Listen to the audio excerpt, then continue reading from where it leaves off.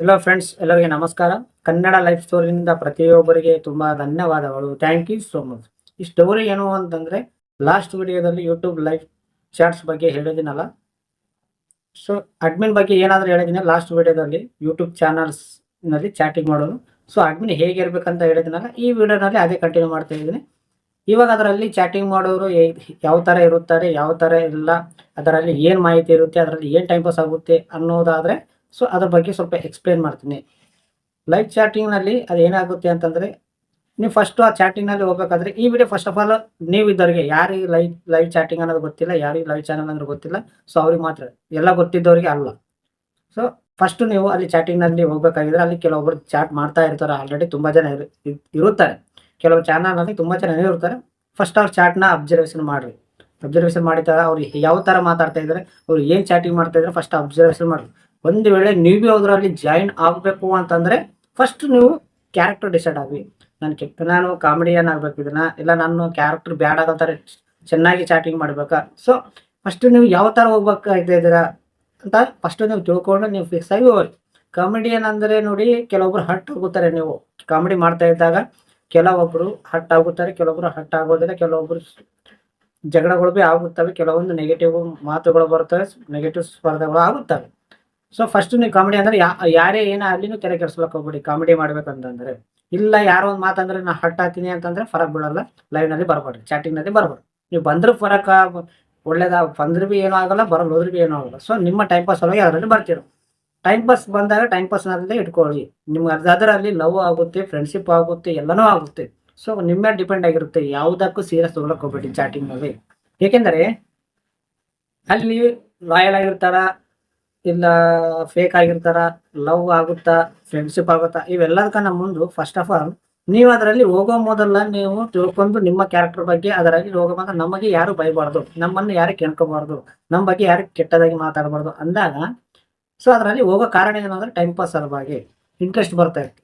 ಸದಾಗಿ ಹೋಗಿದಾಗ ಅಲ್ಲಿ ನೀವು ಚಾನಲಲ್ಲಿ ಚಾಟಿಂಗ್ ಮಾಡ್ತಾ ಇದ್ದಾಗ ಕೆಲವೊಬ್ರು ಮಾತಾಡುತ್ತಾರೆ. ಅವು ನೀವು ಜಸ್ಟ್ ಒಂದು ಮೆಸೇಜ್ ಆದರೂ ಸಾಕು, ಅಲ್ಲಿ ಅಡ್ಮಿನೇ ಆಗಲಿ ಯಾರು ಚಾಟಿಂಗ್ ಮಾಡೋರೇ ಆಗಲಿ ನಿಮ್ಮನ್ನು ರಿಸೀವ್ ಮಾಡ್ಕೋತಾರೆ. ವೆಲ್ಕಮ್ ಟು ಚಾನಲ್ ಅಂತ ನೀವು ಒಳ್ಳೆ ರೀತಿಯಿಂದ ರಿಸೀವ್ ಮಾಡ್ಕೋತಾರೆ.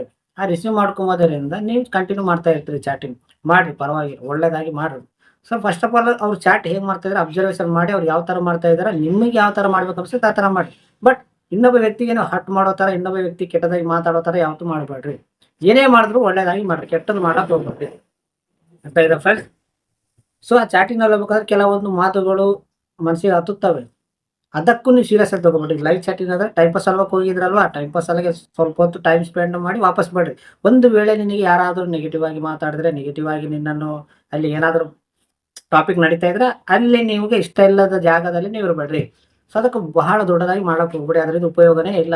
ಒಂದು ವೇಳೆ ಅವರು ಹೇಗಾದರೂ ಬೈತಾ ಇದ್ದಾರೋ, ಅವ್ರಿಗೆ ನೆಗೆಟಿವ್ ಆಗಿ ಚಾಟ್ ಮಾಡ್ತಾ ಇದ್ದಾರೋ, ನೀವು ಆ ಥರ ಮಾಡೋಕೆ ಹೋಗ್ಬೇಡಿ. ನಿಮ್ಗೆ ಟೈಮ್ ಪಾಸ್ ಬೇಕಲ್ವಾ, ಏನೋ ಜಸ್ಟ್ ಸುಮ್ಮನೆ ಮನ್ಸು ಬರೋದಕ್ಕೆ ಅದ್ರಲ್ಲಿ ಹೋಗಿದ್ರು. ಸೊ ಸ್ವಲ್ಪ ಹೊತ್ತು ಟೈಮ್ ಸ್ಪೆಂಡ್ ಮಾಡಿ ಬನ್ನಿ. ನೀವು ಹೇಗಾದ್ರೂ ಸ್ಟಾರ್ಟಿಂಗಲ್ಲಿ ಹೋಗಿರ್ತೀರಲ್ವ, ಅದು ನಿಮ್ಗೆ ಇಂಟ್ರೆಸ್ಟ್ ಬರುತ್ತದೆ. ಅಲ್ಲೆಲ್ಲರೂ ಮಾತಾಡ್ತಾ ಇರ್ತಾರೆ, ಹೊಸದಾಗಿ ಫ್ರೆಂಡ್ಶಿಪ್ ಆಗ್ಬೋದು, ಹೊಸದಾಗಿ ಒಂದು ವೇಳೆ ಲವ್ ಆಗಿದ್ರೆ, ಅದು ನೆಕ್ಸ್ಟ್ ವಿಡಿಯೋದಲ್ಲಿ ಹೇಳ್ತೀನಿ.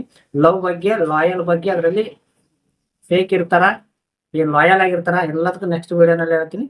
ಇದು ಫಸ್ಟ್ ನೀವು ಅದರಲ್ಲಿ ಹೋಗಬೇಕಾಗಿದ್ರೆ ಅಲ್ಲಿ ಯಾವ ಥರ ಚಾಟಿಂಗ್ ಮಾಡ್ತಾ ಇದ್ರೆ ಅವ್ರದ್ದು ನೋಡಿ ನೀವು ಅಬ್ಸರ್ವೇಷನ್ ಮಾಡಿ ಚಾಟಿಂಗ್ ಮಾಡಿರಿ.